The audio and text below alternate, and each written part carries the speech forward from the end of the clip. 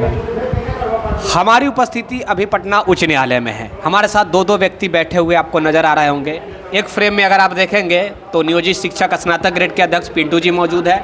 दूसरी तरफ आप देखेंगे तो सियाराम प्रसाद जी मौजूद है, जो कि पटना उच्च न्यायालय के अधिवक्ता है, वकील है, एडवोकेट है। अब एक प्रश्न उठ रहा होगा कि आखिर इस प्रकार आप क्यों बैठाए हुए हैं, क्यों बात कर रहे हैं। तो आपको याद होगा कि पिछले एक दिन पहले ट्रांसफ़र पॉलिसी बिहार में लागू किया गया, जिसमें 1,87,000 सक्षमता पास वाले शिक्षक थे। और अब ये तो यहाँ तक कहा जा रहा है कि बीपीएससी वाले जो बहाल जो टीआरई 1 और 2 वाले जो शिक्षक हैं, उनको भी जो है हम जो है ट्रांसफ़र करने का जो भी है सुविधा मुहैया कराएंगे। क्या वाकई में 2 साल के अंदर उनकी ट्रांसफ़र हो सकती है या नहीं हो सकती, क्योंकि एक रूल होता है कि 2 साल के अंदर आप किसी प्रकार के ट्रांसफ़र नहीं करवा सकते, पहली बात। दूसरी बात कि आप लोग का ही सर दावा है कि ये जो ट्रांसफ़र पॉलिसी आया है वो गलत है। इसी मैटर के ऊपर बात करने के लिए हमारे साथ दो व्यक्ति हैं, एडवोकेट के साथ में है। एडवोकेट साहब भी बताएंगे कि क्या लीगल है, क्या अनलीगल है। जी सर।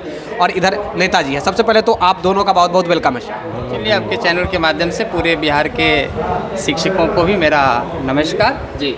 और मैं बता देता हूँ कि देखिए, 1,87,000 सक्षमता पास शिक्षकों के लिए जब से ये 2023 में नियमावली लाई गई थी, विशिष्ट शिक्षक नियमावली, और उस नियमावली के तहत एक एग्ज़ाम हुआ था, सक्षमता एग्ज़ाम जिसको कहा गया था।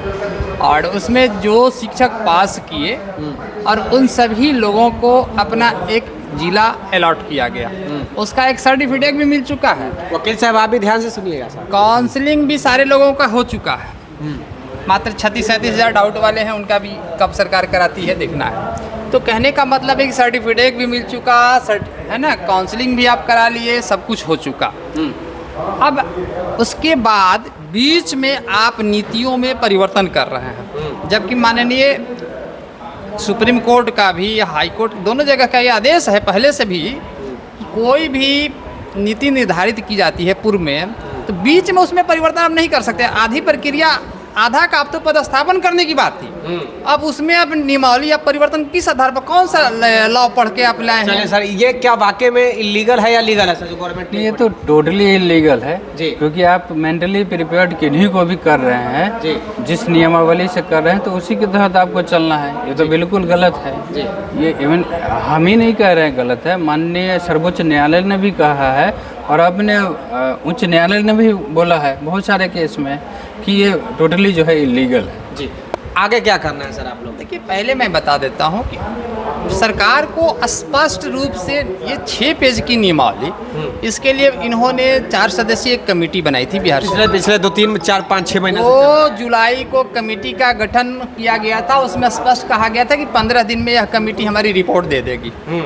आप गौर कीजिए, जुलाई से लेकर के अक्टूबर में, यानी 7 अक्टूबर को यह आम लोगों के पास उपलब्ध हुआ है। 3 माह लग गया। 6 पेज की यह नियमावली बनाने में 3 माह मैराथन दौड़ है ये। और इसके बाद उसमें मिला क्या, लोग आशा और उम्मीद लगा करके बैठे थे कि हमारे लिए नियमावली सरकार बना के ला रही है, बहुत बेहतर होगी। इसके लिए सदन में भी सरकार ने कहा था कि हम जो है ऐसी नीति ला रहे हैं जिसमें बहुसंख्यक शिक्षक समाज लाभान्वित होगा, ये कहा गया था।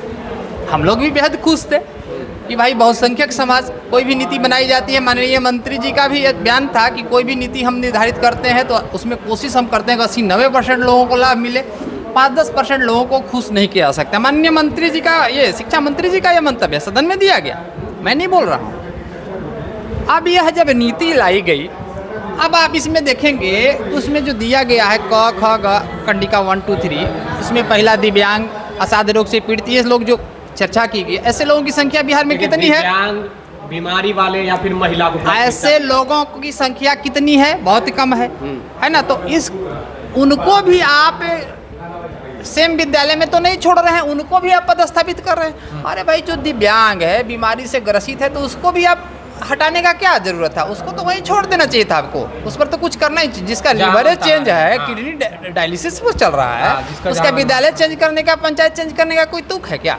तो उनके लिए भी आपने गलत किया है। इसके बाद पुरुष शिक्षकों के लिए आप कह रहे हैं कि अनुमंडल ही नहीं देंगे आपको, दूसरे अनुमंडल। अब गौर करने वाले, बिहार में 8 ऐसे जिले हैं जहां मात्र 8 जिले में बताया। बिहार के अब उन 8 जिले में जो सक्षमता पास हमारे शिक्षक जिनको वह जिला अलॉट हुआ है ना, अब उसमें अब आप कह रहे हैं आज नियमावली चेंज करते हैं तो पूरी तरह लीगली गलत है। पहले ही उसकी नियमावली बन चुकी है और उसके आधार पर उसका जिला भी आप दे चुके हैं, सर्टिफिकेट भी आप दे दिए हैं उस व्यक्ति को। तो फिर किस आधार पर उस व्यक्ति का वह जिला आप नहीं दीजिएगा, अनुमंडल का शर्त लगा करके जहानाबाद के शिक्षक को गया भेजिएगा और गया जाएगा तो क्या गारंटी है कि आप कह तो रहे हैं कि हम निकटवर्ती, कौन निकटवर्ती होता है जी? वह व्यक्ति पूर्वी छोर का है दे दीजिएगा, पश्चिमी छोर में गया का पास में ही तो कितना किलोमीटर दूरी होगा, 100 किलोमीटर दूर हो जाएगा एक शिक्षक का घर से। तो ये आप शिक्षकों को सुविधा दे रहे हैं, कह तो रहे हैं क्या यहाँ कोर्ट में आने का क्या मतलब है? तो देखिए, मेरा न्यायालय में आने के पीछे मुख्य मकसद ये है कि सक्षमता पास 1,87,000 शिक्षकों का इस पदस्थापन पर सबसे पहला अधिकार है और इनका पदस्थापन पूर्व की नीतियों के आधार पर किया जाए। इसके लिए बीच में कोई जी सर, नीति एक प्रश्न है सर, नहीं है। अभी जो जो ट्रांसफर पॉलिसी जो लाया गया है उससे आप लोग खुश नहीं है, यही प्रश्न है? अगर इस ट्रांसफर पॉलिसी के तहत ही करना है इसमें तो टीआरई वाले को और सक्षमता वाले को बराबर का अधिकार दिया गया है। इसमें अनुमंडल की बाध्यता आप समाप्त कीजिए, अनुमंडल की बाध्यता समाप्त कीजिए, प्रखंड तक चल। वकील साहब के साथ बैठे हुए हैं तो क्या मतलब है कोर्ट में आने का? हमने स्पष्ट कहा है कि सक्षमता पास 1,87,000 शिक्षकों को न्याय प्रदान करना हमारा पहला अधिकार है। उनके साथ सरकार अगर कोई भी छलावा करेगी तो हम न्यायालय में आज उसी सत पर आज हमारे साथ माननीय अधिवक्ता बैठे हुए हैं, इनके साथ हम विचार विमर्श करने के लिए। वकील साहब क्या क्या प्रावधान हो सकता है इसमें? देखिए, प्रावधान तो इनका कहना बहुत हद तक जायज़ है कि जो सर्कुलर उन्होंने इशू किया था, यानी नियमावली जो बनाया था उसी के नियमावली के अनुसार उनको चलना था।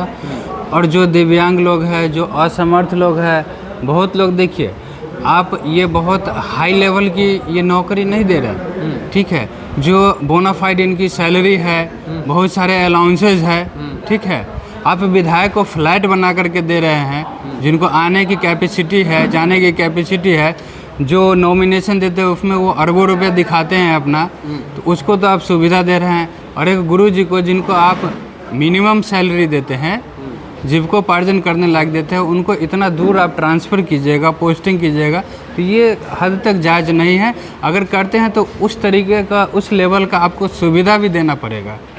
तो क्या प्रावधान हो सकता है यहाँ पे? प्रावधान ये हो सकता है कि ठीक है, जो उन्होंने नियमावली बनाई है उसके अकॉर्डिंग ये पहले अपॉइंटमेंट ले ले, ठीक है, इसके बाद फिर जो नेक्स्ट नियमावली आएंगे इनका, तो उसमें जिन लोगों का मन होगा वो फॉर्म भरेंगे, जिन लोगों का मन होगा वो मेरिट में आना चाहेंगे, तो उस पर, क्योंकि मेंटली भी तो प्रिपेयर्ड होना है। अब हम कहीं पे गए थे पढ़ने के लिए, तो वहाँ हमें नहीं रहने की मन थी, दिल्ली में नहीं रहने की मन थी हमें, हम आ गए पटना में। तो पहले से मेरा माइंड प्रिपेयर था, उसके लिए हमने तैयारी कर रखी थी सब कुछ कि हमें आकर के पटना हाई कोर्ट में ही रहना है। आ गए तो अपनी अपनी सबकी कैपेसिटी देखनी होगी, फाइनेंशियल कैपेसिटी देखनी होगी। देखिए, गुरुजी हैं तो ऑब्वियसली ये तो एजुकेटेड तो हैं ही, सब कुछ है ही, मेरिट में तो आ ही गए हैं, तो इनका अपॉइंटमेंट नियमावली के अनुसार ही ले तो बेहतर होगा। नियमावली के अनुसार ही तो बेटर है। नेताजी, सॉरी, मास्टर साहब बोलना चाहिए, नेताजी बोला जा रहा है, ऐसे अध्यक्ष है तो मैं बोल सकता हूँ। गवर्नमेंट तो गलती कर दी। कल पिछले दिनों जो भी है शिक्षा मंत्री एजुकेशन मिनिस्टर पीसी जब किए, प्रेस कॉन्फ्रेंस भी किए, तो हर प्रश्नों का जवाब दिया उन्होंने। सबसे बड़ा कुछ टीचरों का मेरे पास भी कॉल आया था, प्रश्न आया था कि जहाँ जिस जिला में एक अनुमंडल है, अब वहाँ कहा जा रहा है कि गृह अनुमंडल नहीं दिया जाएगा तो दूसरा अनुमंडल दिया जाएगा। अब एक ही अनुमंडल जिस जिला में, तो वहाँ किस प्रकार दिया जाएगा? तो उनका भी उन्होंने जवाब दिया कि भैया हम दूसरे जिला दे देंगे उनको। तो ये कहाँ तक सही में मतलब लायक है कि आप जिस एग्ज़ाम को क्वालिफाइड करते हैं कि हमें इस ज़िला में नौकरियां मिल गई है, अब फिर अब कहा जाता है कि तुमको वो ज़िला में दिया जाए, तो ये सही नहीं है। इसी भी पे ना पाए हैं कोर्ट में सर, कोर्ट में जो भी है याचिका दायर कर रहे हैं। देखिए, हम स्पष्ट रूप से कह देना चाहते हैं, दूसरा जिला किसी भी शर्त पर हमें एक्सेप्ट नहीं है। आप अनुमंडल की शर्त हटा दीजिए, इस अनुमंडल शब्द को विलोपित करते हुए वहाँ प्रखंड शब्द का उल्लेख कर दीजिए, हमें कोई आपत्ति नहीं है। वैसे माननीय शिक्षा मंत्री जी का एक बयान जो है ठीक लगा कि अगर जहाँ कहीं भी कमी है उस पर हम अगर सुझाव फिर आएगा तो उसमें हम संशोधन कर सकते हैं। तो आज हम मतलब एक हरी झंडी दिखा दिए तो आज हम विभाग को लिखित रूप में भी ज्ञापन देने जा रहे हैं माननीय शिक्षा मंत्री जी को, अपर मुख्य सचिव को, है ना। और उसमें हम मांग करेंगे कि अनुमंडल शब्द को विलोपित करते हुए वहाँ प्रखंड शब्द की चर्चा कर दी जाए, ताकि अधिकांश समाज, हमारा शिक्षक समाज 20 किलोमीटर 25 किलोमीटर के दायरे में आ सके, है ना, और वो अपना आराम से सेवा दे सके। दूसरी चीज़, आप एक बात और उसमें लिख रहे हैं कि हर 5 वर्ष पर उनका ट्रांसफ़र कर देंगे। इस पर भी हमारी आपत्ति है ना कि देखिए, केंद्रीय विद्यालय, नवोदय विद्यालय में जब शिक्षकों का ट्रांसफ़र होता है ना, तो सरकार उसके पूरे लगेज को, सामान को ले जाने लाने के लिए पैसा देती है ना, ट्रांसपोर्ट। जी उनका ट्रांसपोर्टेशन अलाउंस सारा कुछ दिया हुआ है। जो भी है नवोदय विद्यालय में या फिर केंद्रीय विद्यालय में है, उनका दिया जाता है। इसीलिए तो मैं कह रहा हूँ कि फाइनेंशियल भी स्ट्रांग होना चाहिए, तभी हम अच्छे से पढ़ा पाएंगे। नहीं तो फिर शिक्षा, अच्छा शिक्षा का मतलब क्या हुआ? अब सबसे पहले तो गुरुजी को ही सब कुछ से स्ट्रांग होना पड़ेगा ना, मेंटली हो, फिजिकली हो, और या फिर जो फाइनेंशियली हो।